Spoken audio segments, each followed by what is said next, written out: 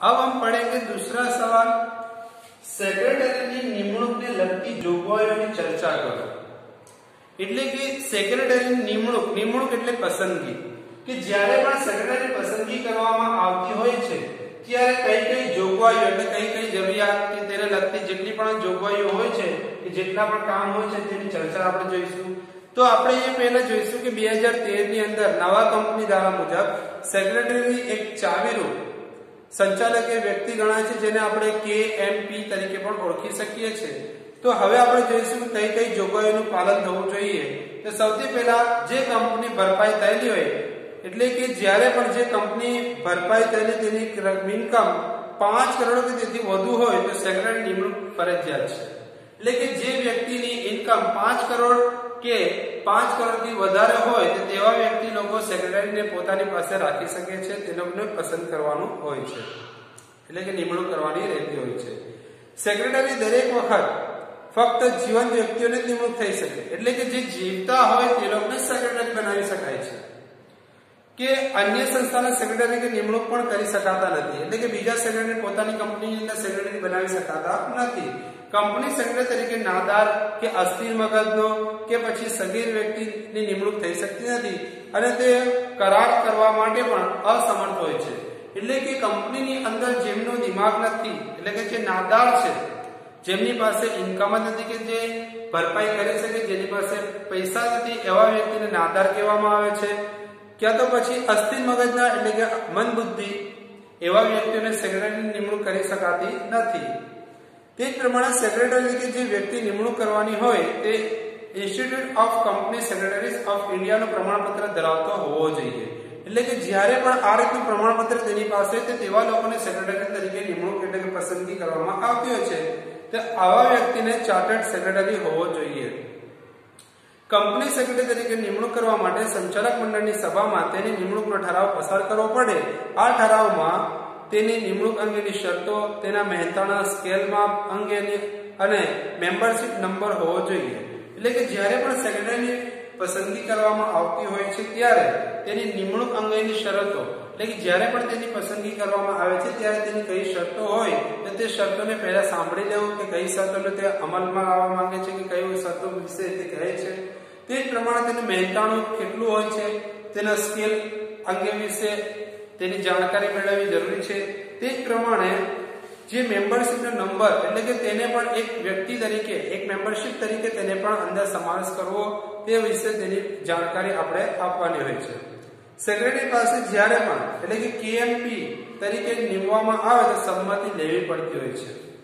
એટલે કે સેક્રેટરીને જ્યારે પણ આ રીતે નિમવામાં એટલે કે પસંદ કરવામાં આવે ત્યારે KMP જે નવા કંપની ધારા મુજબ સેક્રેટરીને એક ચાવીરૂપ વ્યક્તિ બતાવ્યો હોય છે તો સંચાલકે વ્યક્તિ માટે આ સંમતિ લેવી પડતી હોય છે કે આવા વ્યક્તિઓને સેક્રેટરી તરીકે નિયમિત શકાય છે। જ્યારે કંપની રજિસ્ટર પાસે ફોર્મ MGT 14 જેની સાથે સંચાલક મંડળનો તેની નિમણૂકનો ઠરાવ અને સેક્રેટરી પાસેથી KMP તરીકે લીધેલ સંમતિ પત્રક નોંધવું પડે છે।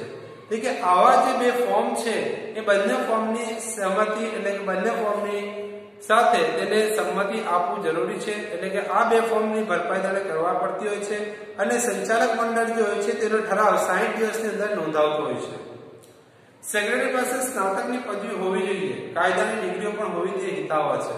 એટલે કે સેક્રેટરી ભણેલો એટલે કે તે સ્નાતક એટલે કે 12 પાસ પણ હોવું જોઈએ અને તેની અંદર સમજબૂત પણ હોવું જોઈએ અને તે ડિગ્રી કે સાથે સાથે કાયદાને પણ જાણતો હોવો જોઈએ।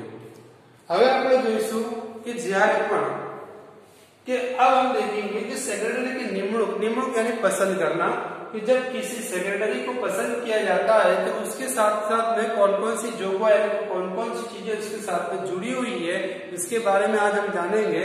तो सबसे पहले हम लोग को यहाँ बताया है कि जब नई कंपनी धारा यानी कि 2013 के अंदर जब नियमों को बदला गया था उस वक्त के अंदर सेक्रेटरी जो होता था वो एक चाबी के रूप समझा जाता था और उसी के साथ साथ में जब उसको चाबी बताई गई कंपनी की चाबी है तो चाबी के हिसाब से उसको कुछ कंपनी द्वारा की जोगवाई के मुताबिक यानी कि कुछ नियमों के अनुसार उसको पसंद करने के लिए कुछ तरीके नीचे बताए गए हैं। तो यहाँ पर बताया कि जिस कंपनी के पास तकरीबन 5 करोड़ की इनकम या उससे ज्यादा इनकम हो तो ऐसी कंपनी सेक्रेटरी को पसंद कर सकती है। उसी के साथ साथ में सेक्रेटरी जो होता है वो जिंदा इंसान को ही बनाया जाता है, किसी मुर्दा इंसान को बनाया जाता नहीं है। तीसरी चीज इसके अंदर बताई कि कोई सेक्रेटरी अगर नादार है यानी कि उसके पास कुछ भी नहीं है, ना वो पैसों के साथ में या ना उसके पास डिग्री है, ना किसी तरीके का नॉलेज है, ना वो कायदे को जानते हैं, तो ऐसे लोगों को सेक्रेटरी बनाया जाता नहीं है। उसी तरीके से अस्थिर का मतलब होता है आधा दिमाग यानी कि थोड़ा पागल, तो ऐसे लोगों को भी सेक्रेटरी बनाया जाता नहीं है।